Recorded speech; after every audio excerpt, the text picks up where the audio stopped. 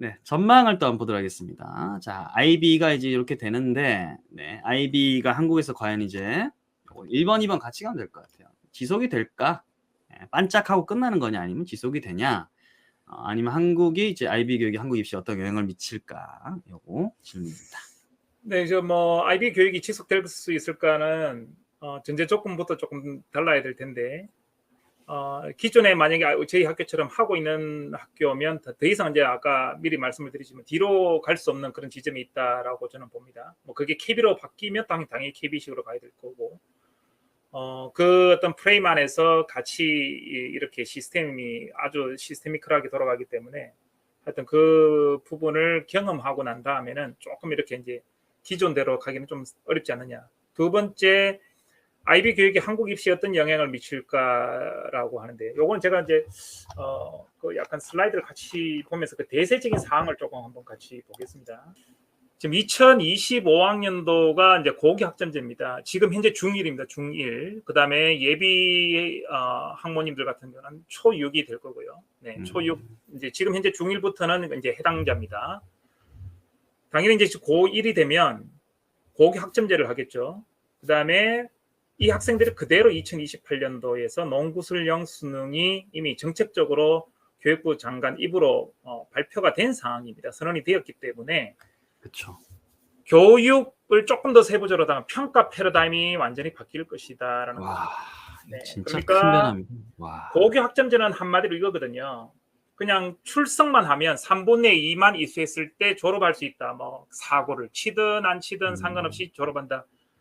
무책임한 거죠. 어떻게 보면 학생들 스스로가 이 학교 때 뭔가 책임성 있게 뭔가 자기를 관리하고 해야 될 텐데, 그게 이제 이렇게 바뀌는 겁니다. 206단위에서 192 학점으로 이제 취득이 되는데 성취율 40%입니다.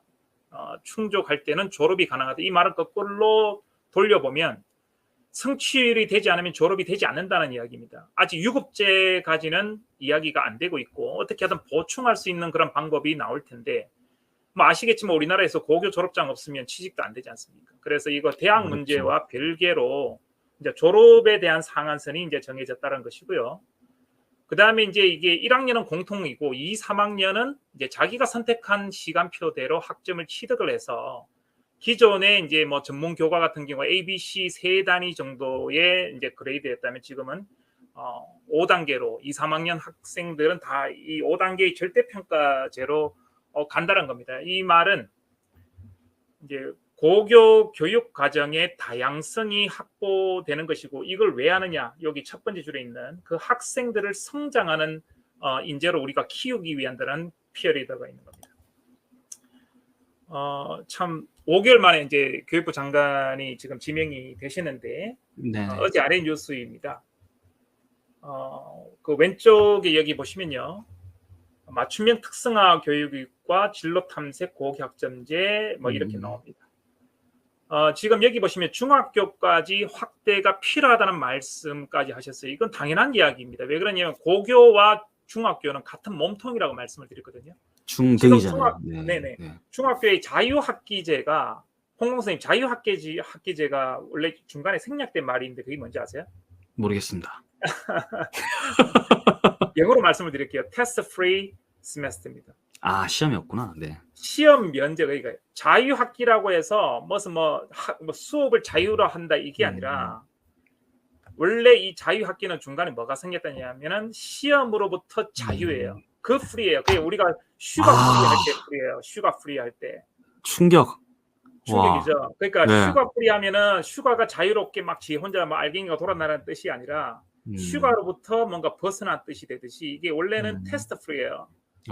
시험을 없애고 그 안에 있는 그 꿈과 끼를, 그러니까 그 학생의 적성과 흥미를 이제 중심으로 하겠다라는 것이 바로 자유학년제, 자유학기제인데, 사실은 이미 1년 정도는 이미 고교 학점제처럼 지속이 되고 있는 형태입니다. 그래서 이제 이 새 교육부 장관이 이러한 부분까지도 지금 생각을 하고 있고, 그 구체적인 방법이 수업으로는 AI 교사, 그다음에 평가로서는 IB 제도를 지금 명명이 되어 있고, 아까 질문했던 서울이나 경기, 그다음에 부산 시교육청도 지지난주에 9월 말인가 그때 우리도 IB를 한번 해보겠다라고 했고, 공약 사항, 진짜요?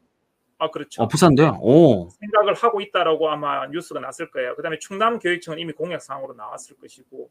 그래서 뭐 경남, 조금 충남. 우습지만 네. 뭐 제주도부터 시작해서 이제 KTX 라인은 지금 다 그러네요. 이렇게. 그렇게 지금 하고 있는 걸로 되어 있기 때문에 지금 불이 그냥 붙은 게 아니라 좀 불철 시기가 붙지 않았나. 그래서 그러니까요. 저도 이제 이 지점에서 이제 말을 좀 하기 좀 편하겠다 하고 나온 거죠, 사실은. 아유, 잘하셨습니다. 네, 네. 잘하셨습니다. 그다음에 이제 이 고교 학점제가 아까 이제 제가 이제 정리를 요거는 했는 건데, 기존 입시 교육, 그러니까 수능에서 내신 상대 평가제에서 이제 학생 성장 중심으로 바뀐다는 겁니다. 절대 평가로 바뀐다는 것이고, 수직적 획일적 교육이라는 것은 이제 학년제 1, 2, 3학년 학년제 위주에서 이제는 유연화된 개별화된 교육, 학생 한 사람 한 사람에게 조금 초점을 기울이겠다. 수직적 서열화의 말씀 똑같이 드렸고, 수평적 다양화를 추구하겠다. 그러니까 1학년에서 자기가 원하는 과목을 혹은 난이도가 좀 어렵더라도 뭔가 좀 들을 수 있는 그런 선택의 폭을 키우겠다는 것인데, 이거는 뭐 정확한 구체적인 방법은 아직 잘 모르겠습니다. 그 고교 학점제는 다시 말해서 학생의 성장이다 이렇게 보시면 되고요. 교사로 보면은 이제는 수행 평가의 문이 열렸다. 지금까지 고교 이제 과정 중심 평가라는 거는 워낙 민원에 휘달려서 이게 상대 평가 안에 있는 과정 중심 평가는 가짜 수행 평가라 보시면 돼요. 그러니까 어떻게 수행 평가는 그 학생의 성장을 초점을 해야 되는데 자꾸 수행 평가도 1등, 2등, 3등 나오지 않습니까? 물론 그쵸. 뭐 네. 겉으로는 절대 평가라고 하나 그러한 것들이 이제는 직접적으로 피드백을 주면서 완전한 어떤 수행평가 체제로 가야 된다는 것이고, 이게 한마디로 IB입니다. IB 되게 어렵게 생각하는데 그냥 IB라 보시면 돼요. 네. 그러니까요. 굉장히 닮아있네요, 지금 보면. 네. 네, 고교 학점제 들어서고 이제 논구술형 수능 간다. 이거 자체가 그냥 IB와 동일 동어다 이렇게 보시면 될 것 같아요. 뭐 이거는 말씀을 드렸고 아까도 ABC에서 ABCD 이제 5등급제로 가고, 그다음에 지금 이건 작년 기사기 때문에 초6대 있는데 지금 중1입니다. 중1이 2028년도 수능에 논서술식 문제를 이제 치러야 된다는 것이죠. 지금 이거는 뭐 홍보센터 잘하는 김상근 선생님 상근쌤 거네요. 그 네. 이미지를 제가 펴왔습니다. 지금 제가 이 빨간색 박스 안에 보시면요. 지금 저번 달이죠. 9월 수능 모평에서 영어가 절대평가임에도 불구하고 지금 1등급이 15.97, 16%까지 나와버렸습니다. 이거 2등급 넘어가는 거거든요. 그러니까 그쵸. 네. 이제 더 이상 이런 수능에 이 변별력 난이도도 못 맞추는 이런 수능에 저희가 이제 목을 매는 시대는 코로나를 기점으로서 이제는 잊어버려야 될 시기가 왔다, 저는 그렇게 생각을 합니다. 네, 돌아오시면 되겠습니다. 네, 알겠습니다. 제가 또 이렇게 컨트롤하도록 하겠습니다. 수능은 저도 지금 오랫동안 해보고 했지만 이제 문제 출제랑 뭐 연계랑 뭐 이런 거 했을 때 지금 사실 이제 거의 구조적으로 힘든 단계까지 왔고, 아까 고교학점제랑 뭐 2028 수능 요거 이제 변하겠다고 했는데 마침 또 이 시기에 들어온 IB가 보니까 그 형태랑 너무 닮은 거죠.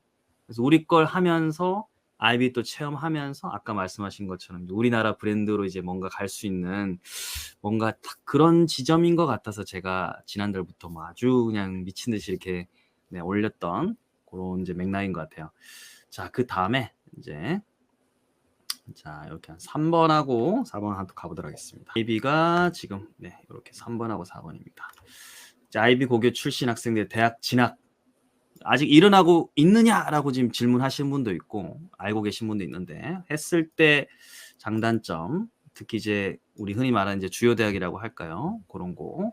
그리고 이제 전국 학교들은 이제 어떤 반응인가? 특히 여기서 이제 고등학교 기준이네요. 고등학교 기준으로 어떻게 이제 IB를 바라보고 있는가? 뭐 이렇게 답변해 주시면 될 것 같습니다. 일단은 뭐 대학 진학은 사실 제가 MIP 중학교 담당이기 때문에 그쵸, 이런 부분들을 뭐 고등학교 입장에서 말씀드릴 수는 없으나, 제가 이제 20년 넘게 고등학교 있었기 때문에 지금 현재 어느 정도 수민이 올라와 있는 정책하고 이제 그냥 맞춰서 말씀을 드리겠습니다. 뭐 교육청에서도 이제 생각하는 포인트가 비슷하지 싶은데, 수능은 11월 달에 시험 치지 않습니까?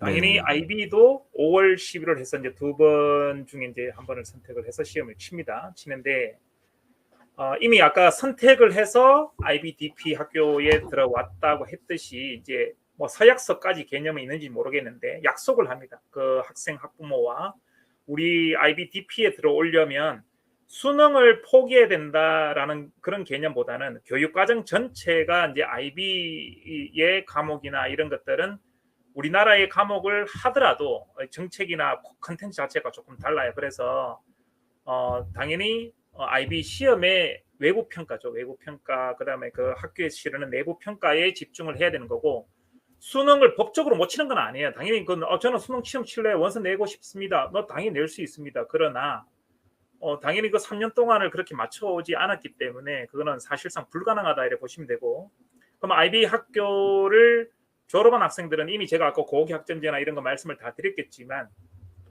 1학년 공통 2학년 선택에 의해서 이제 치루어지는 것이기 때문에 수능 최저가 없는 학생부 종합 전형으로 당연히 낼 수 있습니다. 그 이유는 우리나라 학교이기 때문입니다. 만약에 외국 학교에 우리나라 인정이 되지 않는 학교에서는 수능이 학생부 종합 전형을 하고 싶어도 원서를 못 내는 거죠. 네. 예를 들어서 같은 IB 학교라도 제주도에 있는 브랭섬이라든가 이런 데는 우리나라 학교의 인가를 같이 갖고 있기 때문에, 그래서 뭐 서울의 강남 학생들도 막 글로 많이 넘어가지 않습니까? 우리나라 국내 대학도 입학을 할 수가 있고 외국 대학도 할 수 있는데, 부산의 이제 ISB 같은 그런 외국인 학교 같은 경우는 우리나라 인가를 가지고 있지 않기 때문에 그 외국 학교만 지원을 해야 되는 겁니다. 그래서 학생부 종합 전형에 최저 없는 쪽으로 그렇게 지금 설계가 되고 있는 걸로 알고 있습니다. 아직 첫 졸업생 안 나왔기 때문에 입시 결과는 저희가 장담을 하기가 힘들고요. 각 대학에서 그러한 부분에 대해서 많이 지금 애를 쓰고 있다 정도 알고 있습니다. 네. 그리고 4번 같은 경우는 네.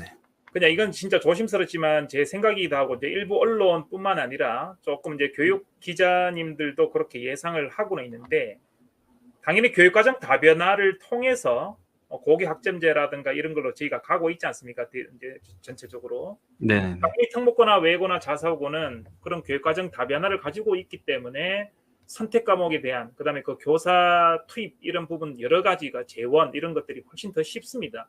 그래서 어디가 더 유리하냐? 일반고보다는 당연히 더 유리할 가능성이 되게 높고요. 그렇기 때문에 뭐 경기 외고도 그렇게 도입을 했겠지 않습니까? 네. 그러나 이제 일반고가 앞으로 어떤 이제 변화의 추이를 가져올 것인가에 대해서 이제 방법적인 부분들이 분명히 또 설계될 것이기 때문에 미리 걱정할 필요는 없다. 충분히 고기 학점제도 준비를 하고 있기 때문에 지금 현 상황에서 그렇다는 것이지 앞으로 일반고도 충분히 더 잘 설계될 수 있을 것이다 저는 봅니다. 네. 여기서 한번 또 저희 뼈 때리는 또 아픈 질문을 제가 한번 가져보겠습니다. 우리 손미영님께서 말씀하신 것처럼 이게 뭐 교사 어떤 개인기가 아니라 이제 IB가 이제 도입되면 이제 어떻게 보면 시스템 하에 돌아가게 되는 거잖아요. IB의 시스템. 아까 로키드 마틴 같은 그런. 그래서 이런 걸 통해서 IB에서 또 이제 평가 이루어지고 또 인증도 또 몇 년에 한 번씩 또 받아야 되잖아요. 또. 그래서 이제 철밥통이라고 이제 했던 것들은 좀 이제 그 시스템은 좀 이제 도태되지 않을까요? 라고 질문을 하셨거든요. 네. 어떻게 생각하시나요? 네. 사실 우리나라의 지금 현재 교사 시스템은 뭐 잘 아시겠지만 이제 성과급 정도가 이제 뭐 이렇게 평가를 하고 있는 것이고, 네.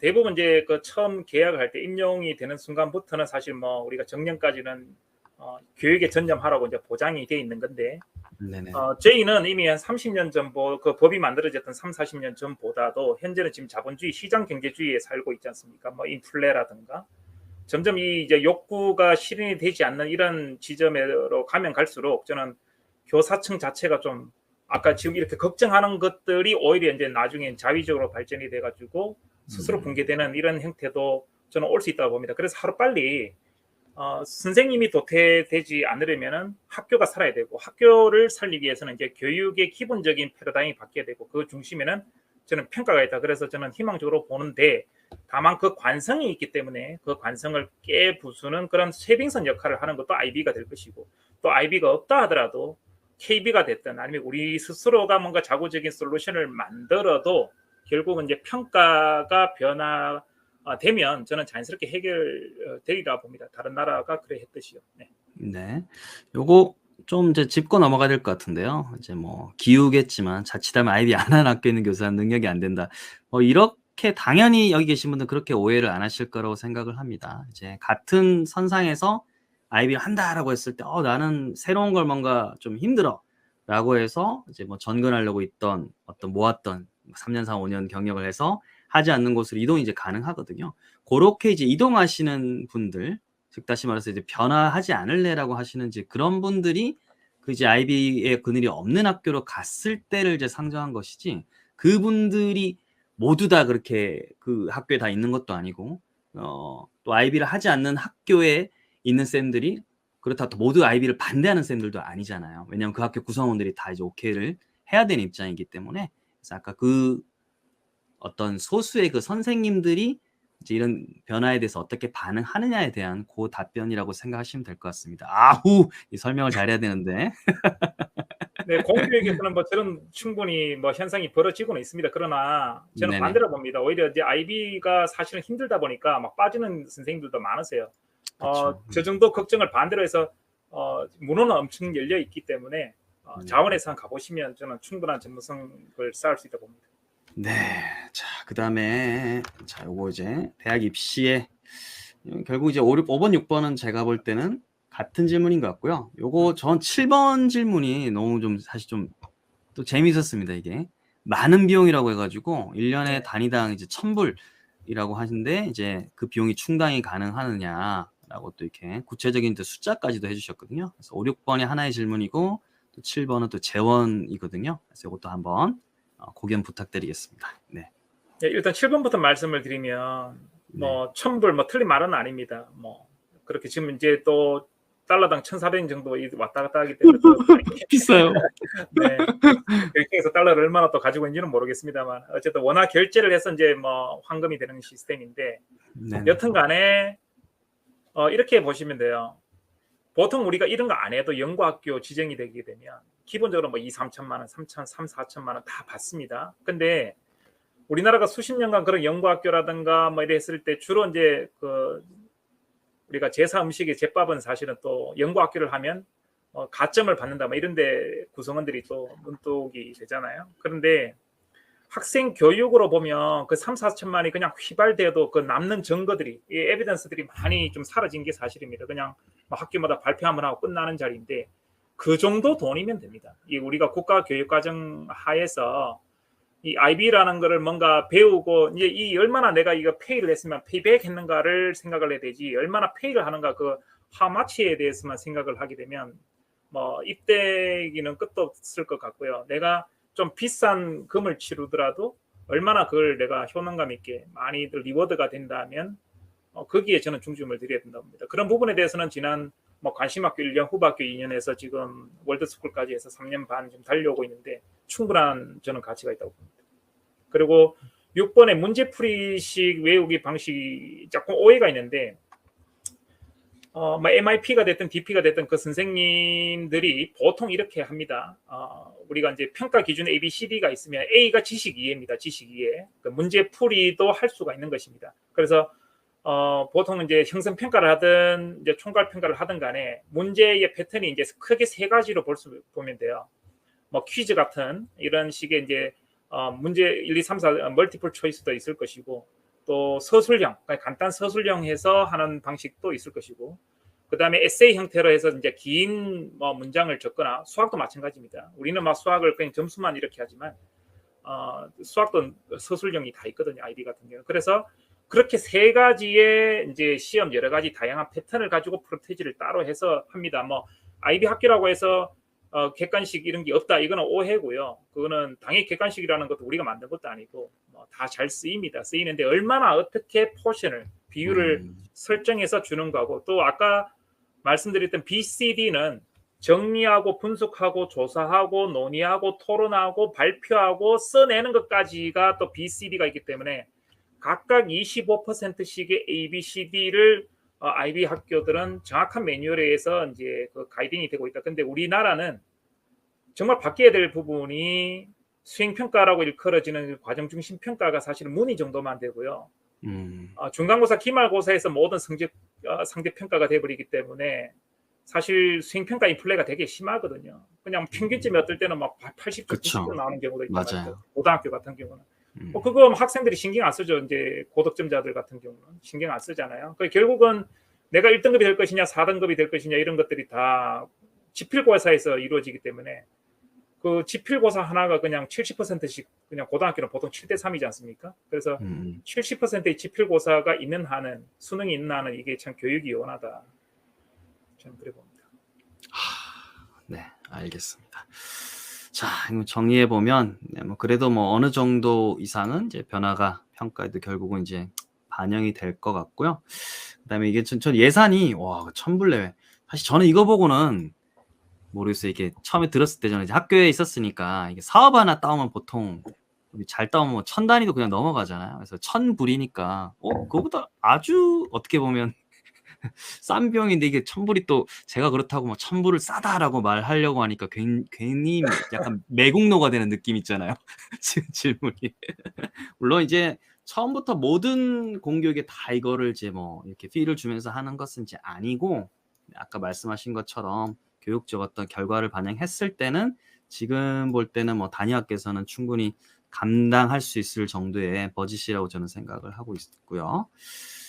자, 그다음에 이제 요거 IB도 이제 수도권하고 지방과 아직 수도권에는 뿌리를 내리진 않았는데 질문이 뭐 그래도 또 의도가 있었을 것 같으니까 교장선생님께서 한번 잘 해석을 하셔서 답변해 주시면 감사하겠습니다.